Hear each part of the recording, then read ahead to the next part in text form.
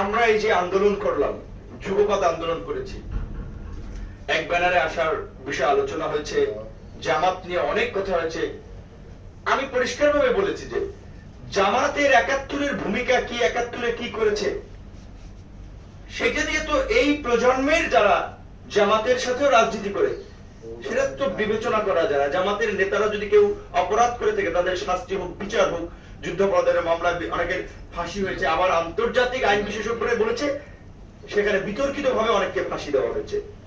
তো ৭১-এর মুক্তিযুদ্ধ আজকে বাংলাদেশের বয়স ৫৩ বছর, তারপরেও কেন মানে জামাতকে স্বাধীনতা বিরোধী এবং যারা মানে জামাতের সাথে যদি মিশে জামাতকে নিয়ে প্রোগ্রাম করে রাজনীতি করে বন্ধুত্ব তৈরি করে তারাও স্বাধীনতা বিরোধী হয়ে যাচ্ছে। আমরা ৫৩ বছরে স্বাধীনতার ধরেন ১০ বছর আগে যারা জন্মগ্রহণ করেছে, ১০ বছরের